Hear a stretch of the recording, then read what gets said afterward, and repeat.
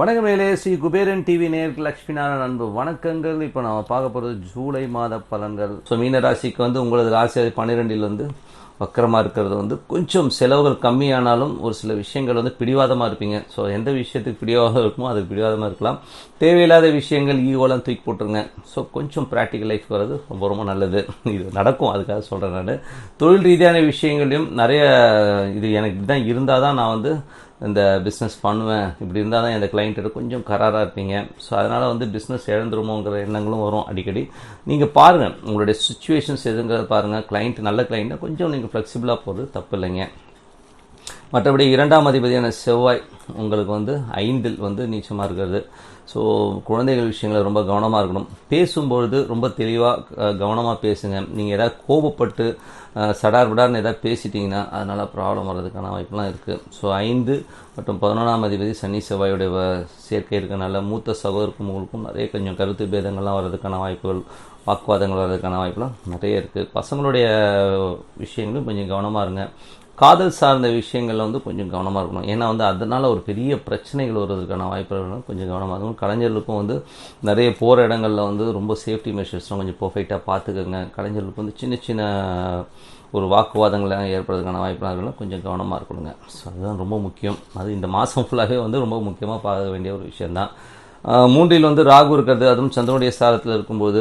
So 3ல் Rahu வந்து நல்ல communications powers, நல்ல ஒரு விஷயங்கள்லாம் கொடுப்பார். வெளிநாட்டில் இருக்கும் புதிய கான்ட்ராக்ட் ஒப்பந்தங்கள் இதனால் நல்ல ஒரு வளர்ச்சி எல்லாமே ரொம்ப சிறப்பாக இருக்கும். ஸோ அதெல்லாம் வந்து ரொம்ப நல்லா தான் இருக்குது. ஸோ தாய் சார்ந்த விஷயங்களும் ரொம்ப சிறப்புங்க. இந்த மாதத்தில் வந்து நல்லா 7ஆம் தேதிக்கு மேலே தாயின் உறவுகள், தாய் சார்ந்த விஷயம், நிலம், வாகனம், இந்த மாதிரி விஷயங்களும் ரொம்ப சிறப்பாகவே இருக்குது. குழந்தைகள் விஷயங்கள், ஸோ குழந்தைகள் விஷயம் தான் ரொம்ப கவனமாக இருக்கணும். ஏன்னா வந்து செவ்வாய் வந்து அங்கே நீச்சமாக இருக்கிறது, சுக்கிரன் அங்கே இருக்கிறது. ஸோ அது வந்து என்னென்னா 3, 8ஆம் அதிபதி அங்கே இருக்கும்பொழுது காமம் சார்ந்த விஷயமும் சரி, காதல் சார்ந்த விஷயங்களும் சரி ரொம்ப கவனமாக இருக்கணும். குழந்தைகள் விஷயத்தில் ரொம்ப ரொம்ப ரொம்ப ரொம்ப கவனமாக இருக்கணுங்க. அது வந்து இந்த மாதம் பூராவே வந்து குழந்தைகள் விஷயத்தில் நீங்கள் கண்ணுங்கருத்தமாக பாதுகாப்பாக அவங்க என்ன பண்ணுறாங்க ஏது பண்ணுறாங்கன்றதை வந்து நீங்கள் பார்த்துக்கிறது ரொம்ப ரொம்ப நல்லதுங்க. வேலை சம்மந்தமான விஷயங்கள்லாம் வந்து நல்லாயிருக்கும், ரொம்ப சிறப்பாக இருக்கும். அதாவது 15ஆம் தேதி வரை ரொம்ப சிறப்பாக போகும். அதுக்கப்புறம் சின்ன சின்ன ஒரு வாக்குவாதங்கள் வர்றதுக்கான வாய்ப்பெல்லாம் இருக்குது வேலையில். ஸோ அதனால் வேலையில் வந்து மேலதிகாரிக்கும் உங்களுக்கு வாக்குவாதம் வர்றதுக்கான வாய்ப்பு இருக்கனால கொஞ்சம் உஷாராக பேசுங்க. ஏன்னா இன்றைக்கி வேலை கிடைக்கிறது ரொம்ப டஃப்பான ஒரு விஷயம்தான். ஏன்னா எல்லா இடத்துலையும் வந்து மேன் பவர் வந்து கம்மி பண்ணிட்டு வராங்க. ஸோ அதனால் வந்து அந்த மாதிரி எந்த ஒரு ரிஸ்க் எடுத்துடாதீங்க, கொஞ்சம் கவனமாக பேசுங்க. அதுக்கப்புறம் பார்க்க போனோம்னா கணவன் மனைவி உறவு. ஸோ கணவன் மனைவி உறவுலாம் ரொம்ப சூப்பராக இருக்குங்க. ஸோ இந்த மாதத்தில் 7ஆம் தேதிக்கு மேலே இதுவரை இருந்த ஒரு சின்ன சின்ன செலவு டென்ஷன்ஸ்லாம் மாறி ஒரு ரொம்ப சிறப்பான பலன்கள்லாம் கண்டிப்பாக எதிர்பார்க்கலாம். 8ஆம் அதிபதி சுக்கிரன் உங்களுக்கு வந்து 5ல் இருக்கனால காதல் சார்ந்த விஷயங்கள் ரொம்ப கவனமாக இருக்கணும்.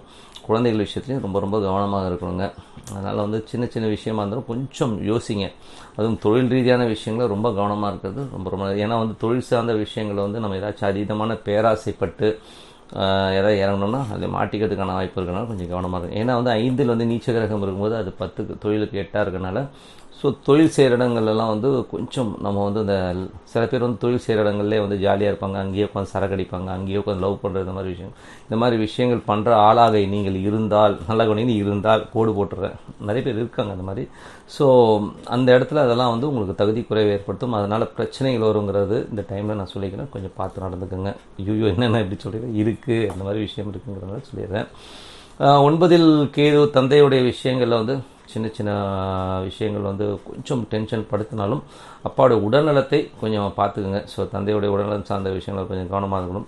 வெளிநாட்டில் இருக்கிறவங்களுக்குலாம் வந்து பார்த்திங்கன்னா கொஞ்சம் அப்படி இப்படி இருந்தாலும் இருந்த சிக்கல்கள் தீர்றதுக்கான வாய்ப்பெல்லாம் ரொம்ப சிறப்பாக இருக்குது. இதுவரை வந்து சட்ட ரீதியான விஷயங்களில் ஏதாச்சும் வர வேண்டியிருக்கு, நமக்கு ஒரு விசா வர வேண்டியிருக்கு, ஒரு ஸ்டாம்பிங் வர வேண்டியிருக்கு அப்படிங்கிற விஷயங்கள்லாம் இருக்கிறவங்களுக்குலாம் சிறப்பாக அதெல்லாம் நடக்கும். ஸோ முயற்சி பாருங்கள், ரொம்ப நல்லாயிருக்குங்க. 10ஆம் அதிபதி குரு வக்கரமாக இருக்கணும். தொழில் சார்ந்த விஷயம் கொஞ்சம் ஸ்லோவாக போகிற மாதிரி ஃபீல் பண்ணுவீங்க. ஸோ அதுக்கப்புறம் எல்லாமே சிறப்பாக இருக்கும். நல்ல விஷயங்கள், நல்ல மாற்றங்கள் அற்புதமாக நடந்து ஒரு பெரிய வெற்றி கண்டிப்பாக கிடைக்குங்க. 11ஆம் அதிபதி வந்து உங்களுக்கு வந்து சனி வக்கரமாக போகிறோம்னா மூத்த சவருக்கு உங்களுக்கு வந்து சின்ன சின்ன விஷயங்களில் வந்து ஒரு கருத்து வேறுபாடுகள் ஒரு பிடிவாதம் இருக்கலாம். ஸோ அதனால் அதை கொஞ்சம் விட்டு கொடுத்து போனீங்கன்னா எல்லாமே சிறப்பாக இருக்கும்.